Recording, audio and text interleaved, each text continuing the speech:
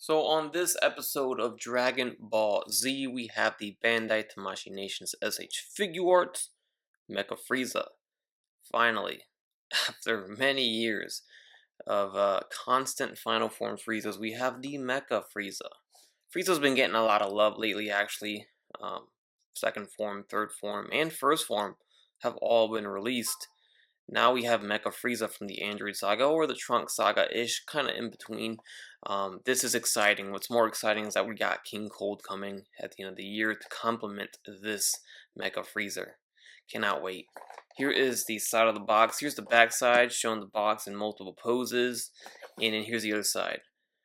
Before we get started, of course, check out figuregrail.com. I got this figure from Figure Grail, just like I got my Teen Gohan. So if you're looking to get these figures as early as they release in Japan, check out figuregrail.com and you will get them as early as they do release in Japan. You don't have to wait another whole month for the US release. But without further ado, let's get into this. So out of the box, we have Mecha Frieza.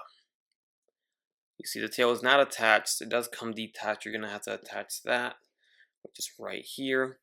It is removable because you can alternate it and swap it with what is probably the coolest feature about this release is the alternate torso with the slice in half effect. As you can see, you can recreate the scene where he gets sliced in half and he slowly splits, by the hack that Future Trunks did. So this can either attach to this Frieza or to that Frieza. Now, as cool as this is, I do have an opinion on it. I do think they should have gone the extra mile and just given us a extra set of legs and arms and a tail. Just make it literally another figure. It's essentially another figure, but it's gonna be a statue anyways. So what you're gonna have to do is detach the legs and the arms out of this figure and put it onto this torso. Then you're making this body unusable. I think they should have gone the extra mile and just given us literally two figures in one. Why not? If King Cold can come with a big throne packed in, I think this could have gone packed in with an extra set of legs and arms. I know that would have driven up the price. I know maybe that's why they did this, but look at me. I'm here buying two of these just because I want to display one like this and then one like that. So the price is driven up either way for me because I'm buying two rather than just one. So I don't know. I just feel like they should just gone the extra mile. But nonetheless, this is cool. This is something I never expected them to do, honestly. In all honesty, this is something I would expect like a third party company to release later down the road to do some fan service. But no, Tamashii did the fan service themselves, and that's awesome. One more thing I do wish they included as well is with these alternate head sculpts. You can see the one that comes on the figure right now. It's just a normal kind of smirk. Then we get this head sculpt, which is an evil smirk there with the teeth showing. We got a yelling head sculpt right here. And then, last but not least, we have an angry head sculpt right here. So my gripe about these is that they literally did this on purpose because there was no reason to make these removable here. They should have just kept it sculpted on each head. Why make these removable? I guess it was to cut cost. I don't know. But there's no reason why you need to remove these things and transfer them to the other head sculpts. I think they did it because they don't want people to sell the extra heads, I guess. I don't know, or maybe it's to cut cost. I don't know, but those two little plastic pieces really shouldn't have broken the bank if they just multiplied that 3 more times for these heads. Just make the same sculpt, change the face. I don't know. But yeah, you gotta swap out the armor pieces on the head and put them onto these heads, making these other heads unusable unless you take those pieces. It just should have been all one piece, in my opinion. Small little gripe, but you know. Anyways, he comes with alternate hands. We have a pair of fists here, of course, one for each arm.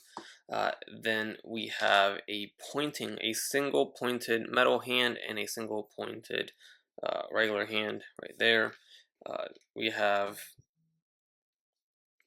open metal hand and opened regular hand, and then grabby open hands here. So those are the hands. The sliced in half body does come with a stand, so he can hover in the air. So the stand is a circle stand. I've never seen this one before, so it's probably the first time they really released something like that for SHF. It wasn't just a regular SHF base and stand, so it's a little different. That's kind of cool. Here's the stand. It curls a little bit here, and then there is a big peg hole on the back of that, so that you can just peg it right in, and then you can kind of swivel it to whichever way you want here.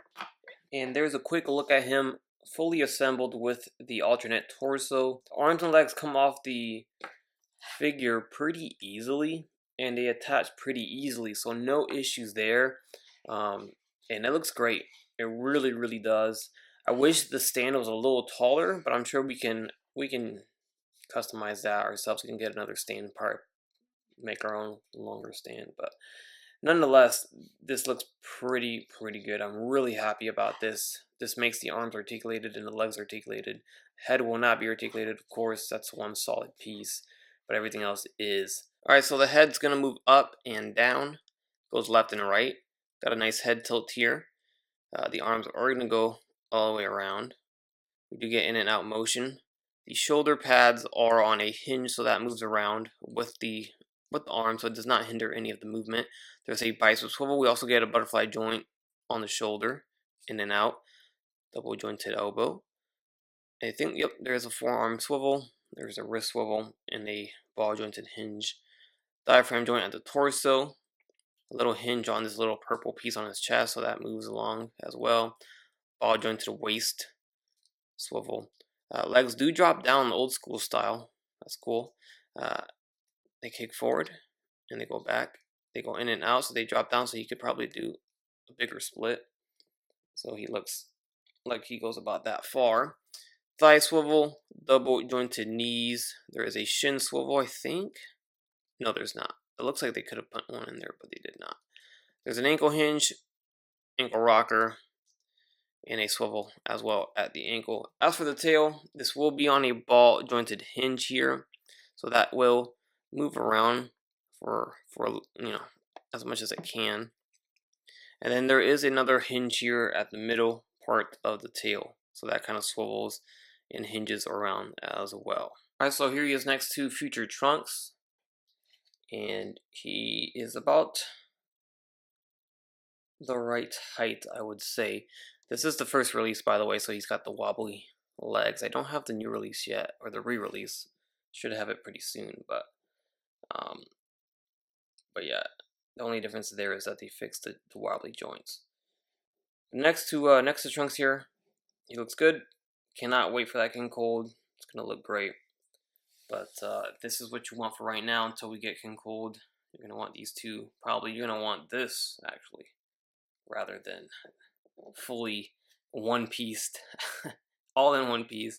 Mecha Frieza. So here's a quick look at him with Final Form Frieza. This is, I think, the re-release of him, and you can see proportionally they're a little different. He's a little bit slimmer and smaller on the Final Form Frieza, while the head and the arms, just everything's a little bit more broader. Everything's more bigger on the Mecha Frieza. So if anything, he looks a little more swole than he did before. But yeah, the head size is what really shows the difference there between the scales or the sizes of the Friezas. There we have First Form Frieza, and he is a little shorter. And we're actually getting another Frieza this year. We're going to get the full power, the one that he's all buffed out on planet Namek. So that's going to be exciting. So Frieza's getting a lot of love, and his entire arsenal of transformations are going to be completed for sure in this line. So Mecha Frieza was really overdue and very much needed in this collection.